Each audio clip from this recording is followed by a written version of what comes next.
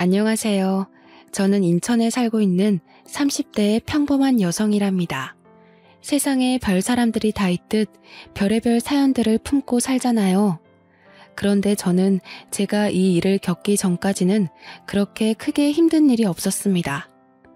너무 충격적인 일이라 30년 동안 조용했던 삶에 폭탄이 한 번에 떨어진 건가 라는 생각이 살며시 들기도 했는데요. 그런 제 사연 다들 한 번만 들어주시길 바랍니다. 전 원래 어려서부터 결혼을 일찍 하고 싶어 했어요. 오죽하면 고등학생 때도 결혼 노래를 불러서 저희 아빠께서는 그렇게 빨리 집을 떠나고 싶냐며 서운해하셨고, 친구들은 제가 1등으로 결혼할 거라 생각했죠. 저 역시 제가 1등으로 결혼할 줄 알았습니다. 그러나 현실은 제 꿈을 이루기에는 너무 버거운 존재였어요. 늘 자연스럽게 만나서 연애하는 걸 좋아했던 편인데, 그러다 보니 결혼 상대로는 부족한 면들이 보였고 결국 헤어짐으로 이어졌습니다. 그들이 특별히 뭘 잘못했다기보다는 결혼까진 아닌 연애 있잖아요. 제가 이렇게 헤매고 있을 때 주변 친구들은 오히려 저보다 빨리 시집을 가기 시작했고, 애를 낳고 사는 모습을 보니 마냥 부러웠습니다. 그렇게 초조해야 할 나이는 아니라는 걸 알지만 그냥 결혼을 하고 싶었거든요. 결국 저는 자연스러운 만남을 포기하고 결혼을 위해 상대방의 조건을 모두 파악한 후 만나는 자리를 선택했고, 그렇게 여러 남자와의 만남 끝에 제 짝을 찾았습니다. 지금의 제 남편은 조건도 만족이었는데, 심지어 첫날 얼굴을 확인했더니 너무 잘생겨서 완전히 빠져버렸습니다. 결혼 생활은 결국 서로 얼굴 보고 사는 거잖아요. 남편의 외적인 모습까지 제 맘에 쏙 들어버렸습니다. 역시 인연은 따로 있다고 하던데 내 인연이 여기 있었구나 싶었어요. 남편도 저도 서로 결혼을 전제로 만나는 거라 연애 초기부터 자연스럽게 결혼에 대한 얘기를 주고받으면서 계획을 세웠습니다. 그리고 전 이 연애가 마음에 무척 들었어요. 뭔가 시간 낭비하는 것 같지도 않고 조건도 알맞지만 무엇보다 진심으로 서로 사랑해서 하는 결혼이니 더욱 좋았죠. 저만큼이나 결혼을 서두르고 싶어 했던 남편은 만난 지 1년도 안 된 상태에서 제게 프로포즈를 했습니다. 예상치도 못하게 받은 프로포즈는 잊을 수 없는 감동으로 남았고, 저희는 바로 결혼을 준비했어요. 친정 부모님은 남편을 두 팔 벌려 환영하시는 분위기로 친아들처럼 반겨주셨고, 남편도 저희 부모님께 살갑게 정말 잘했습니다. 그리고 시댁에 인사를 하러 갔을 때도 똑같은 분위기였어요. 저희 집도 꽤 밝고 유쾌한 분위기인데 시댁도 화목함이 인상적이었습니다. 특히나 시부가 굉장한 사업가셔서 경제적 여유가 있으신 편인데도 오히려 검소하신 게 정말 좋았어요.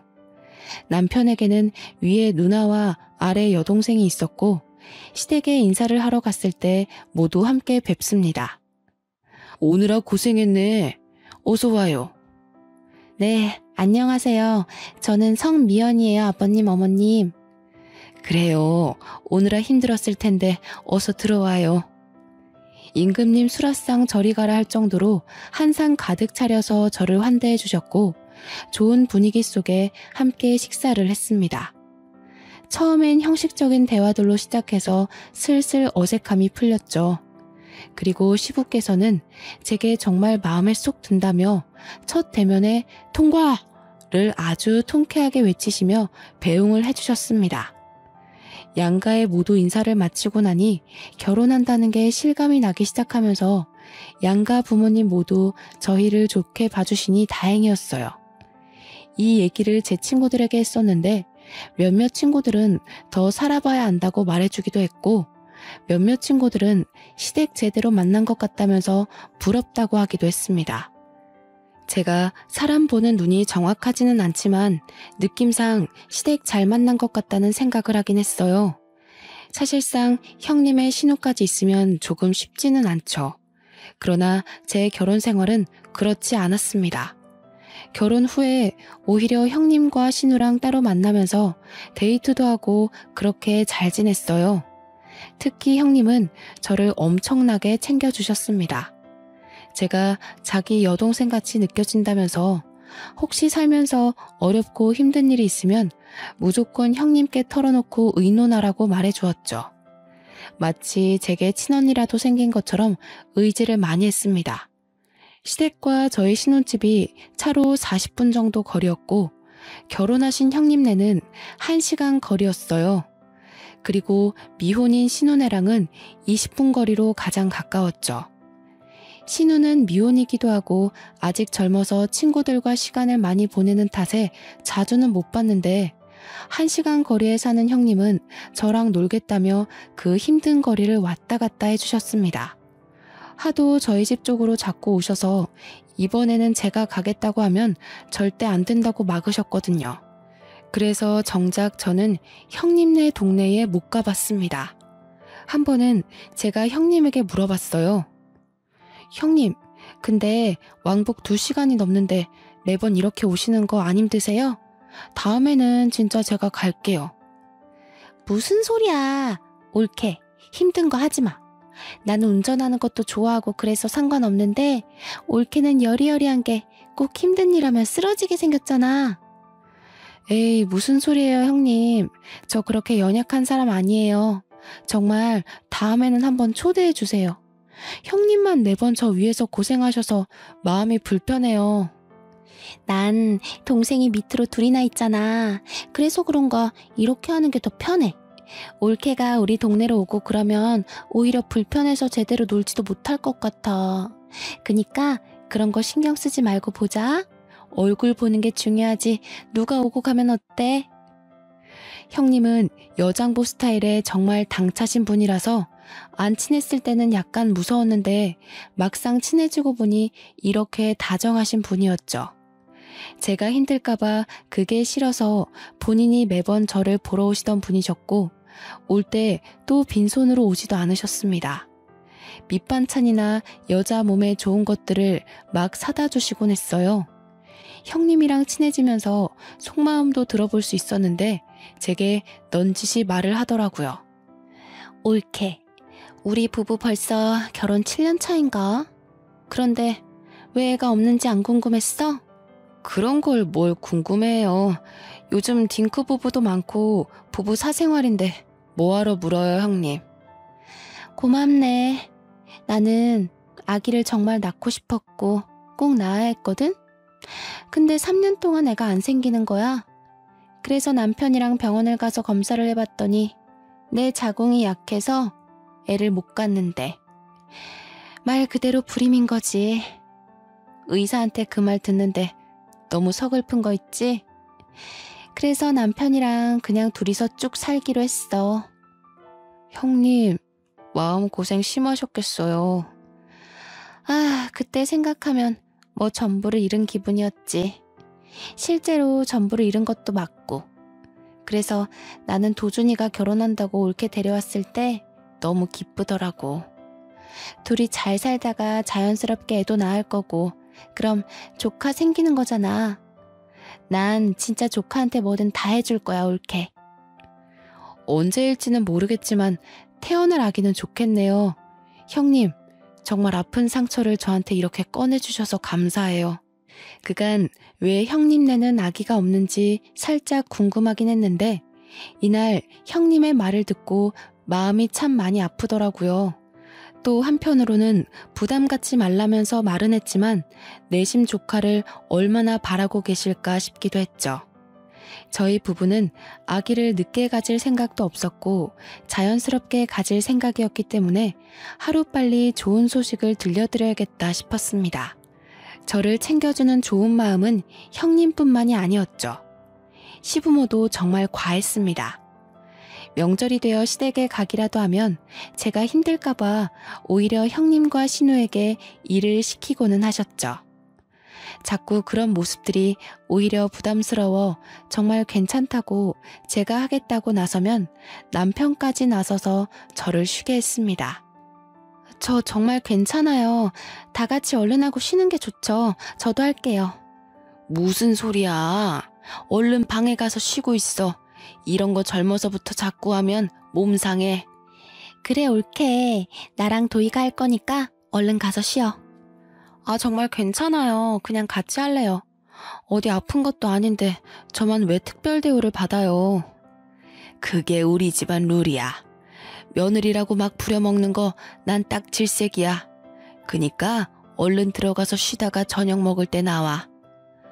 상상도 해본 적 없는 시댁에서의 풍경이었습니다. 제 지인들만 해도 명절 날이로 명절만 지내고 오면 끙끙 앓고는 했는데 전 오히려 너무 심심했죠. 과할 정도로 저를 아껴주고 챙겨주는 시댁 식구들 덕분에 좋기도 하지만 한편으로는 부담스럽기도 했습니다. 저를 과하게 챙겨주셨던 분들이지만 약간 이상한 부분은 있었어요. 형님은 제가 몸에 해로운 것이라도 하려고 하면 완전 태도가 돌변하셨습니다. 평소에 보지 못한 모습을 보이며 정색을 하더라고요. 형님과 데이트를 하다 가볍게 맥주 한 잔을 먹으려고 한 적이 있었죠. 그런데 형님은 갑자기 정색하면서 저를 말렸습니다. 옳게, 지금 술 마시려는 거야? 치킨을 먹는데 맥주를 안 마셔요? 전 당연히 맥주 한 잔 하는 줄 알았죠. 형님 드시기 싫으시면 음료수 드세요. 저는 시원하게 맥주 마시려고요. 무슨 소리야, 옳게. 내가 맥주를 마시고 옳게는 음료수를 마셔야지. 아직 아기도 안 낳은 사람이 몸 관리 안 하는 거야? 그러다 큰일 나. 형님, 맥주 한 잔 먹는다고 무슨 큰일이 나요. 평소에도 마시는데요. 평소에도 마신다고? 그러지 마, 옳게. 몸 관리는 똑바로 해야 해. 그러다 나처럼 애 못 가지면 정말 어쩌려고 그래. 그걸 원하는 거야? 네? 그건 아니지만. 형님, 혹시 화나신 거예요? 나 지금 화났거든? 몸 관리 좀 잘해줘. 다 큰 성인이 맥주 한 잔을 마신다고 화를 내는 걸 보고 황당했습니다. 제가 임신 중에 마시는 것도 아니고 심지어 임신 준비를 하고 있는 것도 아닌데 너무 과하지 않나 싶었죠. 이때부터 형님의 행동을 유심히 보게 되었어요. 그렇게 유심히 보니까 형님이 제게 과하게 막는 것들이 있다는 걸 알았죠. 너무 자극적인 음식이나 건강에 해로운 음식들은 절대 먹지 못하게 했고, 형님이 해다 주는 반찬이나 먹자고 하는 음식들은 전부 산모에게 좋은 음식이나 여자에게 좋은 음식이었습니다.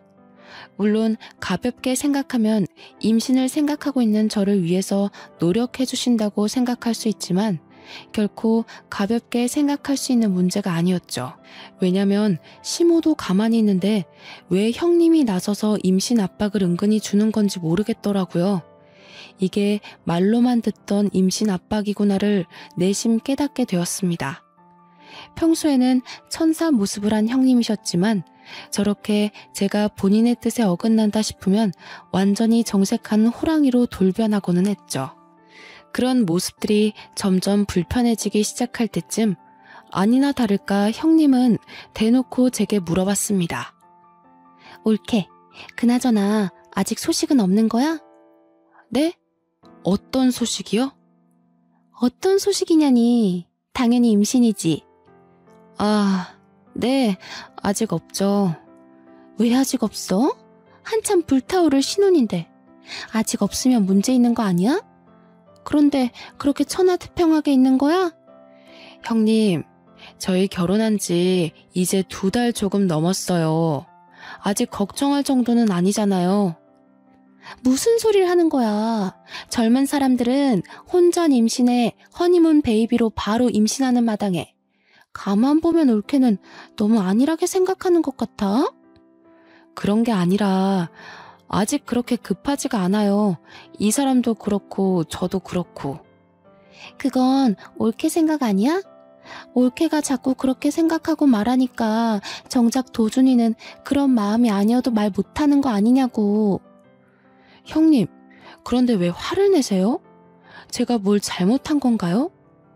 임신을 하는 건 저희 부부가 선택할 일이고 저희끼리 알아서 하겠다고 분명 말씀드렸는데 매번 왜 그러세요? 저 형님이 자꾸 이러시는 거 너무 불편해요.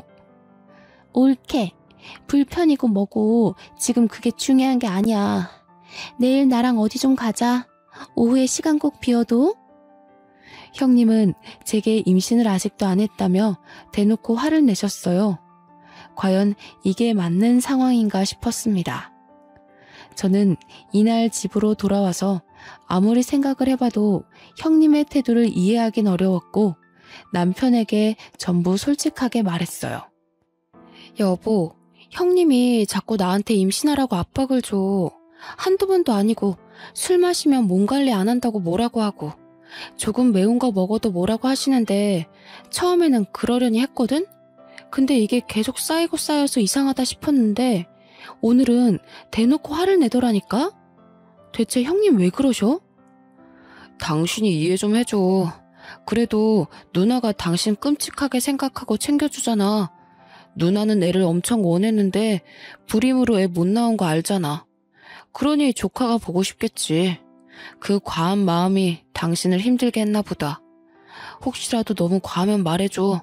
내가 자제시킬 테니까. 나도 그렇게 생각하고 이해하려고 한 건데 도가 지나치잖아. 내가 임신을 언제 하든 솔직히 형님이 신경 쓰실 부분은 아니잖아. 어머님 아버님도 가만히 계시는데 형님이 왜 그러셔? 그렇지 맞지. 누나가 조금 과했네. 당신이 이해 좀 해줘. 남편에게 말했지만 돌아오는 대답은 이해를 해달라 뿐이었습니다. 솔직히 저도 형님이 불임이라는 말을 듣고 조카를 원해서 그렇겠다고 생각을 하면서 이해하려고 노력을 많이 했었죠. 하지만 저렇게 대놓고 화까지 내는 걸 누가 쉽게 이해하겠어요. 기분이 너무 나빴지만 꾹 누르고 다음 날이 되었습니다. 형님은 이날 제게 어딘가를 가자고 했지만 솔직히 가기 싫었어요. 가기 싫어서 빈둥빈둥 하고 있는데 아주 칼같이 저를 데리러 왔고 어디 가는지도 모르고 우선 차에 탔습니다. 제가 차에 타서도 내내 어디 가는 거냐고 물었는데 대답을 안 해주는 거예요. 자꾸 말을 돌리고 회피하는 게 느껴져서 뭔가 이상하다고 싶었습니다. 그렇게 한 상가 건물 지하 주차장을 들어가는데 그 건물은 병원 건물이었죠. 얼핏 산부인과를 본 것 같아서 제가 혹시나 하는 마음에 차에서 내리지 않고 물어봤습니다. 형님, 설마 지금 산부인과 가는 거예요? 산부인과 가는 거 맞는데? 여기가 내 지인이 의사야. 그래서 잘해줄 거야. 걱정하지 말고 얼른 가보자. 자연 임신이 어려운 거면 빨리 시험관이든 뭐든 해야지. 그렇게 넋놓고 있을 때가 아니거든. 형님, 정말 뭐 하시는 거예요? 저랑 의논도 안 하시고 병원을 데려오세요. 지금 이거 너무 선 넘는 행동인 거 아시죠? 정말 많이 참으려고 노력하고 있는데 오늘은 도저히 못 참겠네요. 검사를 받더라도 제가 알아서 받을 거니까 제발 저희 부부 일에 신경 좀 꺼주실래요? 가긴 어디를 가. 여기까지 왔으면 검사라도 하고 가라니까. 검사하는 게 뭐 어려운 것도 아닌데 대체 왜 그래 어린애처럼. 제가 지금 검사하는 게 어려워서 이래요? 형님 행동하시는 게 기분 나쁘니까 그렇죠. 저는 형님이 잘 챙겨주셔서 진심으로 좋고 감사했는데 아무래도 적당히 선을 두고 보는 게 좋겠네요. 당분간은 따로 찾아오지 말아주세요. 전 그렇게 차에서 내렸고 저를 부르는 형님을 무시한 채 가버렸습니다. 집으로 오는 길 내내 아무리 생각해도 너무 화가 나는 거예요. 막말로 형님이 뭔데 저렇게까지 설치는지 모르겠고 불편하다 못해 오만정이 다 떨어졌습니다. 남편이 퇴근해서 돌아올 때까지 전 기다렸다가 남편에게도 말했어요. 나 오늘 형님 손에 이끌려서 강제로 산부인과 가서 검사받을 뻔했어. 나한테 한마디 상의도 없이 병원까지 갔다고. 내가 대체 어디까지 이해를 해줘야 하는데? 말 좀 해봐. 아, 정말이야? 누나가 너무 심했네. 내가 누나한테 그러지 말라고 말할게. 그러지 말라고 말하는 게 아니라 대체 왜 그러냐고 좀 물어봐. 나도 궁금해 죽겠으니까. 어머님, 아버님도 나한테 임신 강요를 안 하시는데 왜 형님이 저렇게 계속 스트레스를 주는 건데? 그리고 어디 한번 물어보자. 당신도 사실 아기를 빨리 원하는데 나 때문에 말 못하고 있다는 게 맞아? 어? 아니, 뭐 꼭 그런 거는 아니고 그냥 빨리 생기면 좋기는 하지. 나한테는 그런 말 한 적도 없잖아. 그런 생각이 있으면 당사자인 나한테 말을 해야지. 왜 형님한테 말해서 전해 듣게 만들어? 결국 당신도 문제야. 이날 남편에게 엄청나게 퍼부었습니다. 형님을 대신해 남편에게 화풀이를 한 거죠. 남편은 한참을 제 말을 들어주다가 사실은 아이를 원한다면서 빨리 낳고 싶다고 말을 했어요. 이런 말을 아내인 제게 했으면 정말 좋았겠죠. 왜 저한테 안 하고 형님에게 했는지 모르겠더라고요. 전날 남편이 형님에게 연락해서 앞으로 제게 임신에 대한 압박을 주지 말라고 말하는 걸 얼핏 들었지만 모른 척 했습니다.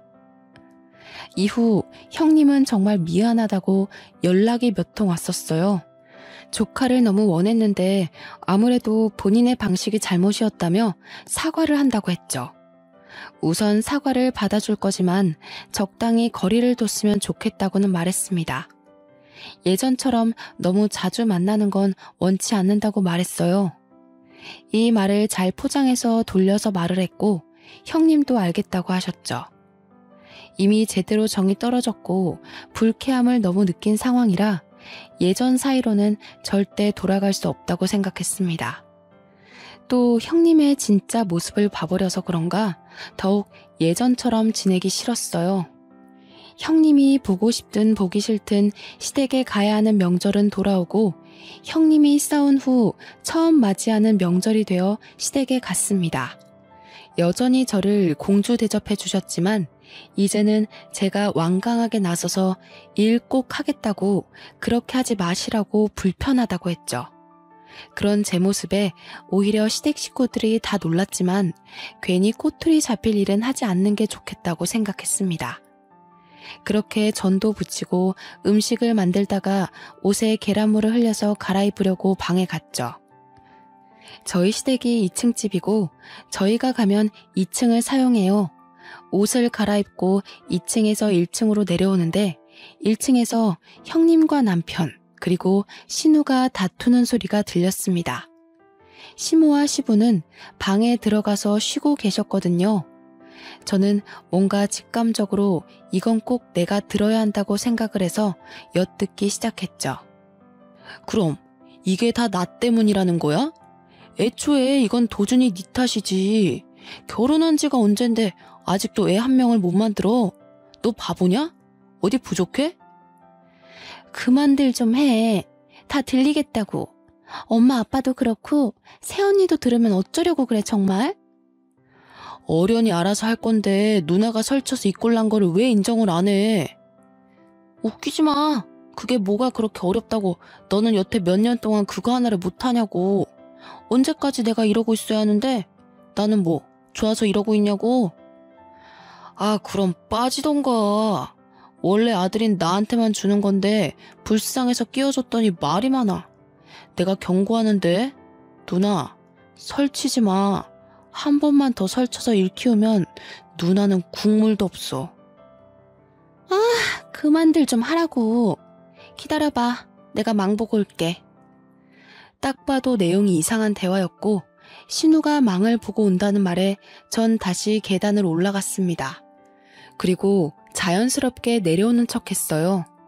마주친 신우에게는 뭐 가지러 가냐고 물었고 저를 보고 깜짝 놀란 신우는 어색하게 그렇다며 올라갔습니다.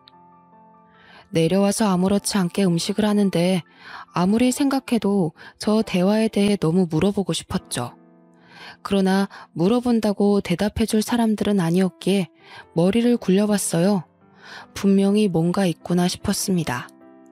제가 음식을 하는 와중에도 제 눈치를 살짝 보는 형님과 남편의 시선이 느껴졌지만 애써 무시하며 음식을 했어요.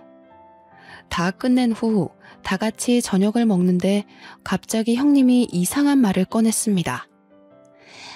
우리 엄마랑 아빠는 좋겠네. 며느리가 하지 말라고 해도 직접 이렇게 맛있는 명절 음식도 해주고.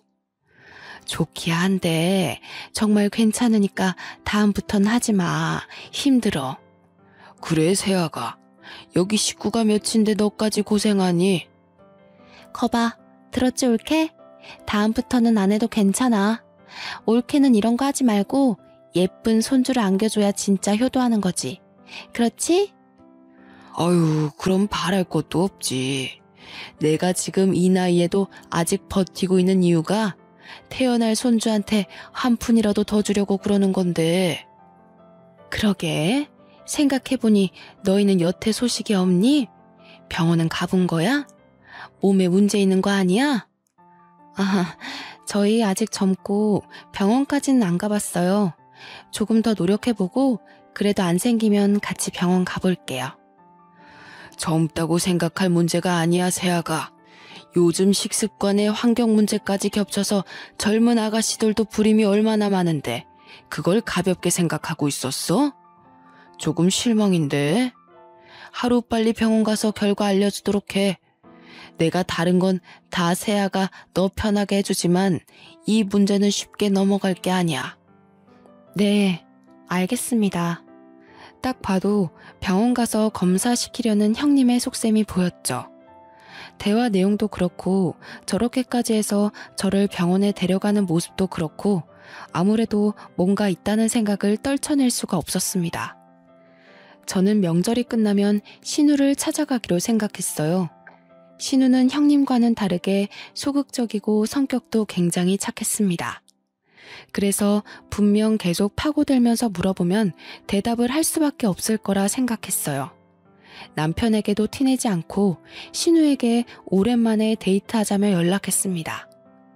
혹여나 이걸 형님이나 남편에게 말할까봐 신우네 집 근처에 볼 일이 있어서 왔다면서 아주 자연스레 밑밥을 깔았어요. 그리고 신우는 의심 없이 반갑게 저를 만나러 나왔죠. 신우와 저녁을 맛있게 먹고 조용한 카페를 찾아가서 대화를 나눴습니다. 솔직하게 뭐냐고 물어볼까 아니면 은근슬쩍 알고 있는 척 물어볼까 엄청 고민했어요. 신우 성격상 제가 뭘 알고 있어야 스스로 실토할 것 같아서 아는 척 연기를 시작했습니다. 아가씨, 나는 우리 식구들 다 진심으로 아주 좋았는데 어머님 아버님 빼고는 나한테 다들 진심이 아니었더라? 아가씨도 그렇고 그래서 너무 속상하던데? 네? 언니 그게 무슨 말이에요 갑자기? 뭐든 꼬리가 길면 다 걸리는 법이거든. 셋이서 작정하고 나 하나 바보 만들면 끝까지 내가 모를 거라고 생각한 거야? 그나마 내가 오늘 아가씨를 만나러 온 이유는 앞길이 아직 창창하고 젊으니까 기회를 주려고 온 거야. 나한테 모든 걸 자백하면 선처해줄 의향이 있어. 그렇지만 조금이라도 다르게 말하면 오빠랑 형님처럼 똑같이 처벌받게 할 거야. 네? 그게 처벌할 수 있다고요? 아닌데. 그럴 리가 없는데. 나 시간 없어. 선택해서 얼른 말해. 새언니, 정말 미안해요. 저도 언니 볼 때마다 너무 죄책감 느꼈는데 이미 약속은 해서 어쩔 수 없었어요. 지금이라도 뭐든 다 할 테니까 제발 처벌은 하지 말아주세요. 저 아직 시집도 못 갔는데 제발요. 울며 불며 신우이가 말한 내용은 충격 그 자체였습니다. 시부모에게는 재산이 꽤 있는데 남자 손주를 낳는 자식에게 막대한 재산을 물려주겠다고 자식에게 약속을 했답니다. 거기다 유일하게 아들인 우리 남편이 남자 손주를 낳으면 시부가 회사까지 물려주겠다고 했다더군요. 그런데 시부 연세가 꽤 있으셔서 하루빨리 회사를 누군가 물려받아야 했고 정 자식들에게 소식이 없으면 전문 경영인에게 넘기겠다고 했다네요. 그 얘기를 들은 형님과 남편은 작당 모의를 한 거죠. 형님은 이미 불임으로 아이를 낳을 수 없으니 남편이 아들을 낳으면 3분의 1로 셋이서 재산 분할하자는 각서를 썼다고 합니다. 이 사실은 시부모는 당연히 모르고 이 남매들끼리 저지른 일이죠. 상황이 이러니 당연히 제가 빨리 아이를 가져야 했고 형님은 소식이 없는 제가 혹시라도 본인처럼 아이를 못 가질까봐 검사까지 시키려고 했던 겁니다. 전 이 사실을 알고 너무 소름이 끼쳐서 말을 못하고 있었어요. 그런데 이게 끝이 아니었죠. 신우는 정말 제가 본인을 처벌할까봐 무서웠는지 알고 있는 사실을 다 말해주는 눈치였습니다. 꺼이꺼이 울면서 말을 하더라고요. 새언니, 정말 미안해요. 저도 정말 멈추고 싶었던 게 오빠랑 언니는 돈에 미쳤어요. 오빠 전 여자친구랑 원래 결혼하기로 했었거든요. 아이가 생겨서요. 그런데 아이 성별이 딸인 걸 알고 오빠가 그 여자를 버렸어요. 그래서 아이랑 그 여자랑 정말 힘들게 살 거예요. 지금도. 뭐라고? 진짜 너네 사람이 아니구나. 그걸 알면서도 눈 감아준 건 결국 아가씨 너도 공범인 거야. 알아? 아무리 돈이 좋고 각서를 썼더라도 가족이니까 그만하라고, 이건 멈춰야 한다고 말렸어야지. 그런데 나한테까지 피해를 주려고 해? 미안해요, 정말로. 언니는 그 전 여자친구가 꼴나기 전에 얼른 떠나요. 그냥 내가 해줄 수 있는 말이 이것뿐이에요. 그리고 저희 부모님한테는 비밀로 해줘요. 부모님 아시면 저희 죽어요, 정말.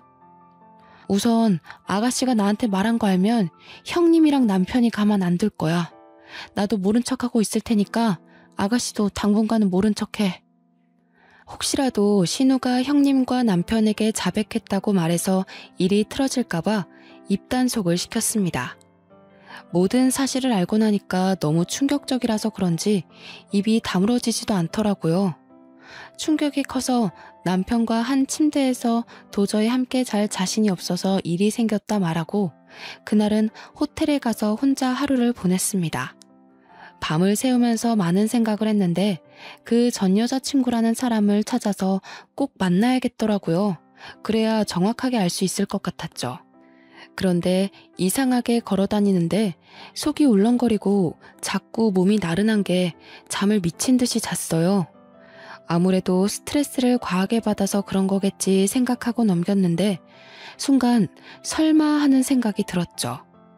혹시나 하는 마음에 테스트기를 해봤는데 두 줄이 나와버렸습니다.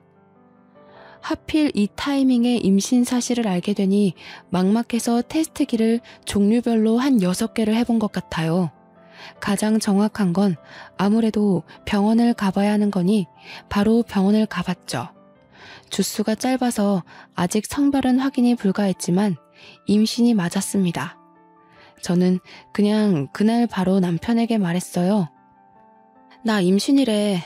오늘 병원 갔다 왔어. 뭐? 그게 정말이야? 성별은? 아들이래? 무조건 아들이어야 하는데? 당신 정말 웃긴다. 왜 아들이어야 하는데? 임신을 축하해줘야지 성별을 따지고 들어? 왜? 딸이면 어쩔 건데? 지우려고? 어? 에이, 왜 그래? 당신 임신했다고 벌써 예민한 거야? 무조건 아들을 낳아야지.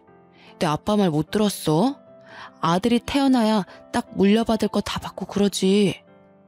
자기 전에 하늘에 빌고 또 빌어야겠다. 무조건 아들, 제발. 딸이면 어쩔 건데? 딸이면 솔직히 난 낳기 싫어. 그냥 지우고 다시 가져야지 뭐. 생명이 무슨 장난이니? 소름 끼친다 당신. 태어나서 환영 못 받을 바에는 기억도 없을 때 없어지는 게 맞지. 너 같은 게 왜 태어났을까? 너희 남매 재산 분할 때문에 아들 낳아줄 여자가 필요하다며? 다 필요 없고 소름 끼치니까 당분간 떨어져서 지내자. 생각할 시간이 필요해. 뭐? 그거야 맞는 말이긴 하지만 그렇다고 해서 당신한테 피해를 준 건 아니잖아. 아, 우선 아직 성별도 모르니까 그래, 떨어져 지내면서 편하게 있어. 내가 안 보일 테니까. 그치만 꼭 몸 조심해야 돼. 사람이라면 감히 내뱉을 수 없는 말을 아무렇지 않게 하는 남편을 보고 전 충격을 받았습니다. 별거를 하자고 말했지만 남편은 별거고 뭐고 귀에 들리지도 않았고 기뻐서 날뛰더라고요. 아직 성별을 모르니 성별이 판별될 때까지는 나가 있어 주겠다는 말을 하는데 저게 사람인가 싶었습니다. 전 이미 모든 마음의 결정은 했고 이혼 준비를 바로 시작했어요. 이어 미혼모로 사는 남편의 전 여자친구를 찾기 위해 흥신소의 도움을 받았습니다.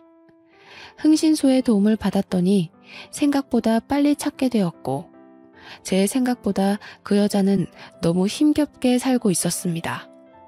같은 여자로서 너무 안타까웠습니다. 제가 먼저 연락드리니 저보다 남편에게 복수하려고 이를 갈고 있더군요. 안녕하세요. 저 전화드린 성미연이에요. 네네. 집이 허름하죠. 우선 앉으시고 정말 찾아와줘서 고마워요. 그 자식 그쪽한테도 그렇게 했어요? 저랑 우리 딸 버리듯 그렇게 한 거예요? 그러려고 하고 있는 것 같아요. 저는 아직 초기라 성별을 모르거든요. 근데 아들이 아니면 지울 거라네요. 그 자식 사람 아니에요. 지가 결혼하자고 매달리고 또 매달리고 원치도 않는 임신까지 시켜놓고서 딸인 거 알자마자 처참하게 버리더라고요. 저는 그때 너무 어렸고 심지어 그 자식 때문에 부모님이랑도 연을 끊어서 갈 곳도 없었는데 정말 딸아이랑 둘이 얼마나 힘들게 살았는지 몰라요. 당장이라도 멱살 잡고 싶지만 먹고 사는 게 힘들어서 복수는 꿈도 못 꾸고 살았어요. 제가 도와드릴게요. 우리 그 복수 같이 해요. 저도 그 자식 가만 안 둘 거거든요. 그 여자의 말을 들어보니 마지막 순간까지도 남편한테 매달렸다고 합니다. 그렇지만 남편은 다른 여자가 생겼다면서 넌 이제 필요 없다고 아주 매몰차게 거부를 했다고 해요. 결국 딸을 가진 여자니까 버린 거고 재산에 눈이 멀어버린 괴물 같은 놈인 거죠. 저는 전 여자친구와 함께 복수를 시원하게 하고 끝내기로 마음먹었습니다. 다만 안정기가 될 때까지 기다렸어요. 그 기간 동안 따로 나가 살 집을 구했고 그곳으로 제 짐을 옮겨서 이사하고 있었습니다. 별거 중이라 집에 오지 않던 남편은 이 사실을 전혀 몰랐죠. 이혼을 준비하고 있다는 사실도 모르고 천하태평하게 지내는 남편이 웃겼습니다. 그리고 안정기에 접어들면서 성별이 아들이라는 것을 알게 되었어요. 저는 남편에게 성별이 아들이라고 메시지를 보내자마자 미친 듯이 전화가 왔죠. 여보, 세상에 아들이 맞아? 사실이야? 고생했어. 역시 우리 여보는 해낼 줄 알았어. 내가 정말 사랑하는 거 알지? 뭐 갖고 싶어? 내가 다 사줄게. 그러나 전 간결하게 딱 한마디만 하고 끊었습니다. 웃기시네. 나 너랑 이혼할 거야. 입 다물고 너희 부모님 집 앞으로 와. 아마 빨리 오는 게 좋을 거다. 남편이 버린 전 여친과 함께 시댁으로 쳐들어갔습니다. 시댁에 도착했을 때는 이미 형님과 신우 그리고 시부모가 있었고 전 여자친구를 보자마자 형님과 신우는 사색이 되었죠. 영문을 모르는 시부모에게는 제가 친절하게 설명을 해드렸습니다. 어머님, 아버님, 당신 자식들이 얼마나 괴물인 줄 아세요? 재산 그거 물려받겠다고 자기들끼리 각서까지 썼다네요. 제 남편이 아들 낳으면 3분의 1에서 나눠 갖기로요. 그리고 여기 있는 이 여자분은 저랑 만나기 전에 이미 남편의 딸을 낳으신 분이에요. 그런데 남편이 아들이 아니라 딸을 낳았다면서 이 여자분을 버렸다네요? 뭐라고? 그게 사실이니? 네, 제가 산 증인이죠. 제 딸아이가 벌써 5살이에요. 그 세월을 얼마나 피눈물 흘리면서 살았는 줄 아세요? 아무리 돈이 좋다고 해도 그렇지. 어떻게 그럴 수 있냐고 어떡해. 그 나쁜 자식 때문에 나랑 내 새끼는 매일 피눈물 흘리면서 살았는데 아직도 이러고 살고 있네요. 당신 아들은 돈에 미쳤다고요. 저한테 형님은 그러셨죠. 애 빨리 낳으라고 압박 주셨고 술도 한 모금 못 마시게 하고 마치 겉으로는 저를 무척 아끼는 척하면서 사실은 애 빨리 갖게 하려고 참 애 많이 쓰셨죠. 그런데 어머님, 아버님, 이 사람이 저 임신했다는 말 하자마자 뭐라 한 줄 아세요? 아들 아니면 지우고 다시 갖자던데요. 딸이면 낳을 필요가 없다고요. 그래서 저 이혼할 거예요. 제 말이 끝나자마자 시모는 뒷목 잡고 쓰러졌고 뒤늦게 도착한 남편은 전 여자친구를 보자마자 막 쫓아내려고 했습니다. 그걸 제가 말리고 있는데 시부가 남편의 멱살을 잡고 확 끌어서 뺨을 때리며 말했어요. 정신 차려. 네가 사람이냐? 내가 그런 뜻으로 너희한테 말한 줄 알아? 나는 괴물 새끼들한테는 돈 한 푼 줄 수 없다. 당장 내 집에서 나가! 이 말을 들은 남편은 저 때문에 모든 게 망했다면서 제 뺨을 때리더라고요. 그래서 저도 어이가 없어서 급소를 확 발로 차주면서 말했죠. 웃기고 있네. 야, 너 같은 건 씨 뿌릴 자격도 없어. 넌 죽을 때까지 절대 뿌리고 다니지 마. 여자들이 너무 아까우니까. 그러고 시댁을 나섰습니다. 몇 달 동안 남편과 이미 별거 중이었고 시댁 소식은 들을 길이 없었는데 그나마 신우가 먼저 연락해서 술술 말해주더군요. 전 남편은 집에서도 쫓겨나고 시아버님은 충격에 전문 경영인을 구하기로 했다네요. 너무 통쾌하더라고요. 웃긴 건 시부의 모든 경제적 지원이 끊겨버린 남편은 제게 다시 시작하자며 매달리기 시작했습니다. 제 뱃속에 아들이 있으니 다시 시부모님을 설득해서 자기가 회사만 물려받으면 모든 게 끝난다고요. 그 말을 듣는데 참 어이가 없었죠. 저는 완벽하게 무시하고 아예 연락을 차단해버렸습니다. 1년 전 잘생긴 아들을 출산하고 지금은 친정 부모님의 도움을 받으며 잘 키우고 있어요. 아이가 태어나자마자 시부모님이 조심스럽게 저한테 연락을 하셨어요. 본인 아들은 버렸지만 귀여운 손주 얼굴은 꼭 보고 싶다고 하면서요.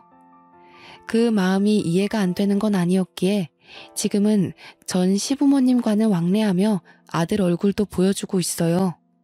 아버님은 우리 아들이 커서 경영에 관심 있다고 하면 언제든 회사를 물려준다고 장난처럼 말씀하시더라고요. 저는 돈에 눈이 멀었던 전 남편과는 다른 사람이기에 그런 농담 하시지 말라고 하셨습니다. 지금은 아들 키우는 재미로 살고 있어요. 어찌나 하루하루 쑥쑥 크는지 한시라도 눈을 뗄 수가 없을 정도로 귀엽더라고요. 아, 그리고 남편의 전 여친분도 시부모님이 책임지고 좋은 집으로 이사도 해주셨고 모자란 생활비도 지원해 주신다고 그러더군요.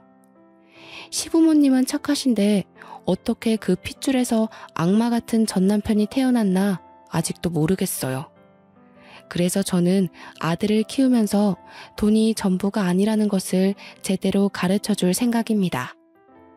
제 사연을 읽어주신 분들도 모두 행복하시길 바라며 마무리할게요.